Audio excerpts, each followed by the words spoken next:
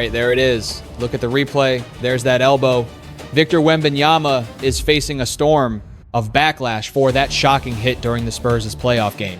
After it went viral, whispers are turning into roars that the NBA is prepping a brutal punishment for their young superstar. And I've got the inside scoop on this. Let's break it down. We're in Game 4 of the Western Conference semifinals.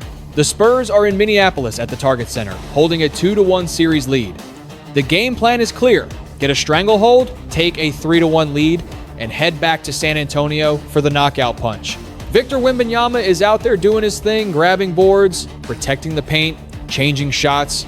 Then, with 8:39 on the clock in the second quarter, it all went sideways. Wembanyama snagged a rebound and tried to shield the ball from two Timberwolves in Game 4. He's trapped, Naz Reid on one side, Jaden McDaniels on the other. Then, he pivots and throws a vicious right elbow straight into Reid's chin. Reid stumbles back and crashes to the hardwood. An immediate whistle. The officiating crew reviewed the play from every angle before upgrading it to a flagrant 2, which means an automatic ejection. Head official Zach Zarba walked over to the scorer's table and told the entire arena. After review, there was windup, impact, and follow-through above the neck. It was unnecessary and excessive contact by Wembanyama. The Target Center crowd had already made up its mind. They were chanting, "Kick him out! Kick him out!" as the foul was upgraded for that excessive contact. And then, a moment that made this whole situation even more bizarre, sitting there on the bench as the penalty was announced, Wembanyama appeared to ask teammate Harrison Barnes. What does that mean? The reigning defensive player of the year, one of the most talented young players we've ever seen, seemed to not even grasp what had just happened to him. This was Wembanyama's very first ejection of his NBA career. After the call, Wembanyama dapped up every one of his Spurs teammates on his way to the locker room, all while the arena's sound system blasted Michael Jackson's Beat It. Reid hit both free throws, putting the Timberwolves up 38-34, and Wembanyama's night was done after just 13 minutes of action.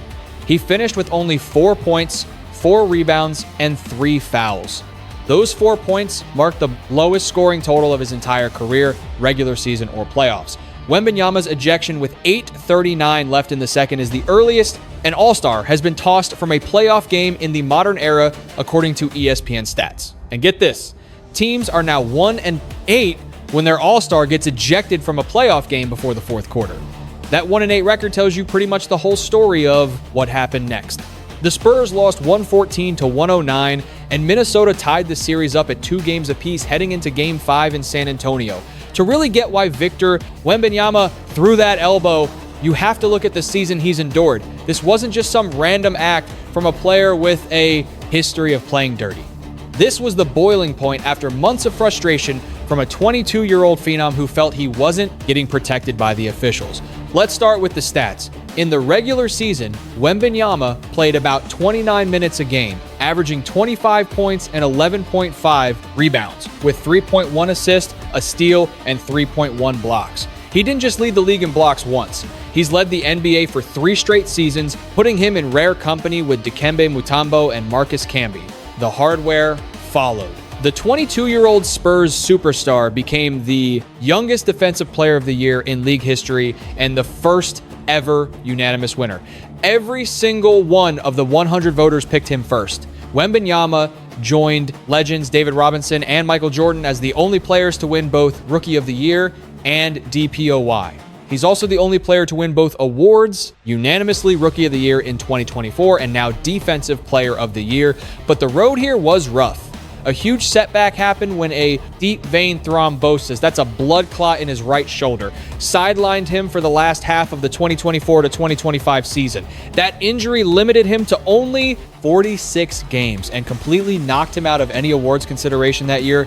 But despite that adversity, Wembanyama came back for the 2025 to 2026 season with a vengeance. He carefully managed his health and playing time, making sure to hit that 65-game minimum in the final week of the regular season, and the team around him was clicking. Wembanyama took home DPOY while leading the Spurs to the NBA's second-best record at 62-20. That locked up the number 2 seed in the powerful Western Conference. As a whole, the Spurs ranked 3rd in defensive rating, and that's almost all thanks to Wembanyama's presence. This was supposed to be the year the Spurs put the league on notice as real title contenders. They had a deep roster. Dylan Harper and Carter Bryant from the 2025 draft were playing big minutes.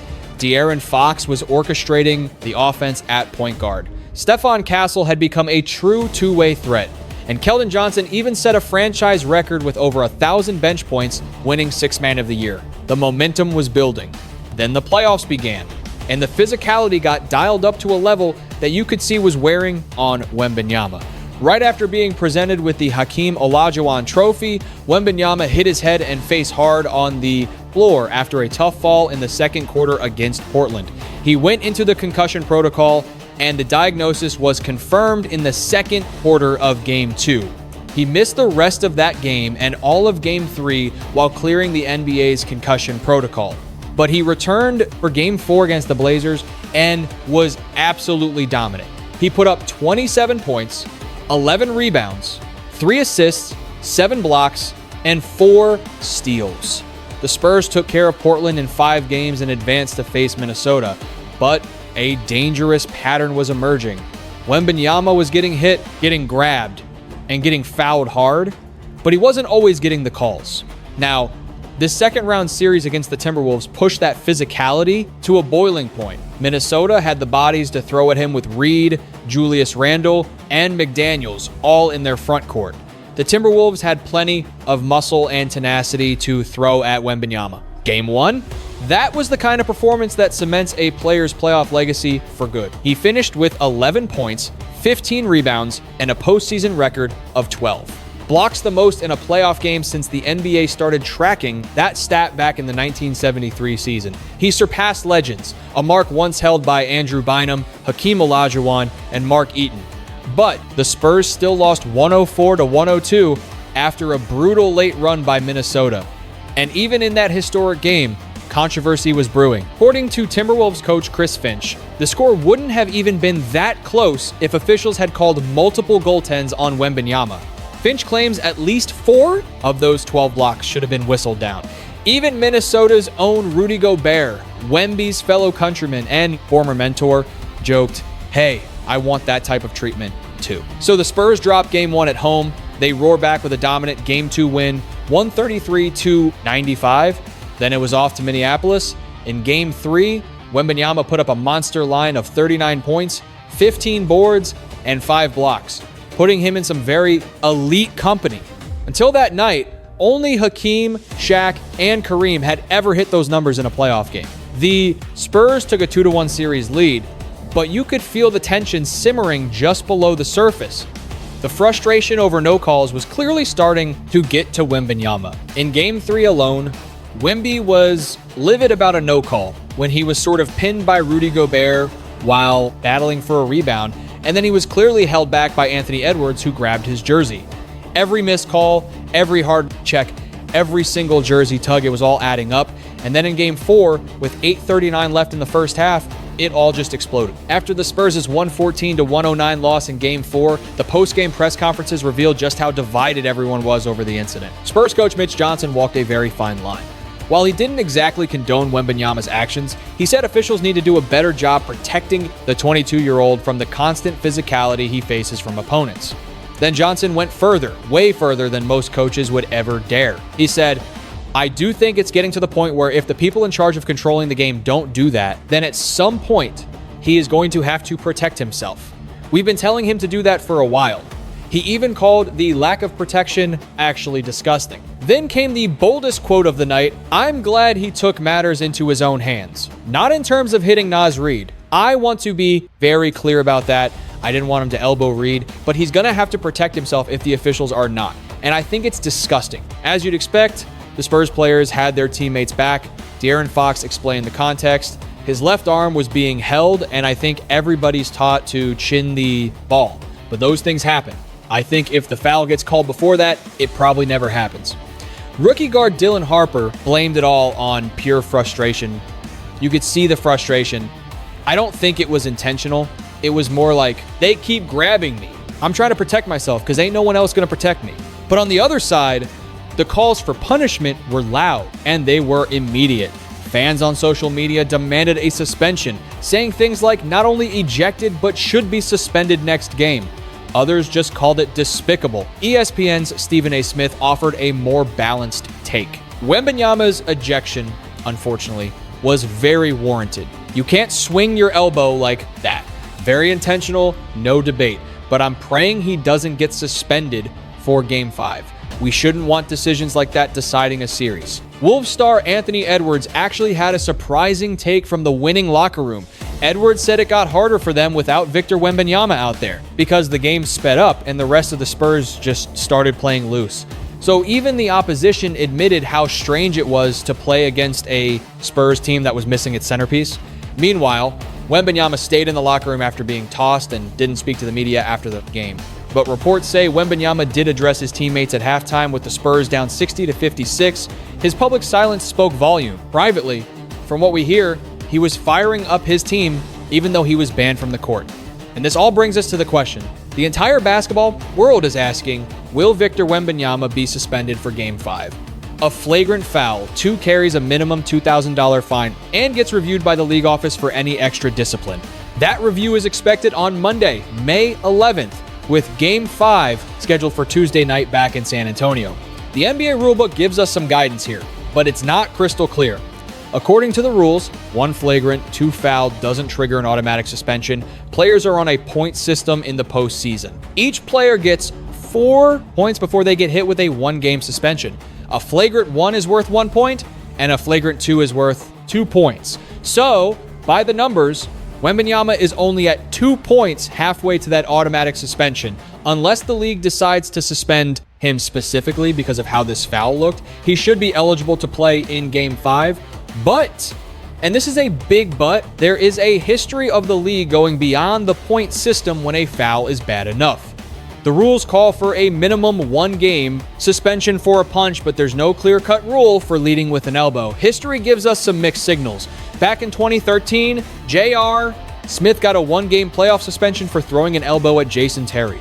In 2016, Hassan Whiteside got the same for elbowing Bojan Bogdanovic. In the 2023 playoffs, Draymond Green was ejected for stepping on Domantas Sabonis' chest and was later suspended by the league for 1 game. And back in 2005, Kobe Bryant was suspended for 2 regular season games for elbowing Mike Miller of the Memphis Grizzlies in the throat.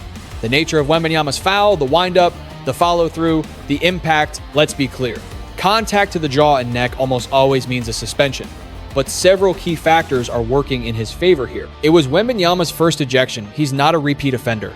That matters to the league, and it's almost impossible to imagine them benching their marquee player for a must-win playoff game like this. When the media asked directly about a potential suspension, Coach Johnson shot it down immediately. There was no intent, he said. I think it would be ridiculous. But the real story is Victor Wembanyama is only 22 years old. He's a once-in-a-generation talent who is already shattering defensive records and redefining what a 7'4" player can do on a basketball court. His frustration throughout this series has been obvious, and according to his team, it's justified by the constant, unchecked physical play he's been taking from opponents. He just snapped. The elbow is indefensible, but the events leading up to it are rooted in a league that still doesn't know how to officiate the most unique player we've ever seen. There is no set protocol for player suspensions after a flagrant 2. The league will review the play and hand down a verdict. Now, fans are waiting on the NBA's decision, a decision we expect by Monday, May 11th. Time will tell how the league's front office responds. If Wembanyama is somehow cleared for Game 5 at the Frost Bank Center on Tuesday, it becomes one of the most anticipated playoff games in recent memory. A 22-year-old superstar returning to his home floor in a tied series with a chip on his shoulder and something to atone for. If they suspend him, the Spurs will need to dig deep and rely on the same depth that got them through his absence in round 1 and hope it's enough against the Minnesota team that has proven it can win without Wembanyama on the court. Either way, this single moment will be debated for years. The youngest unanimous defensive player of the year, the man who set the all-time playoff blocks record just last week, and the very same player who threw an elbow that sent Naz Reid crashing to the floor, sending shockwaves through the entire league. Victor Wembanyama's legacy is being written as we speak, and right now, the NBA is holding the pen.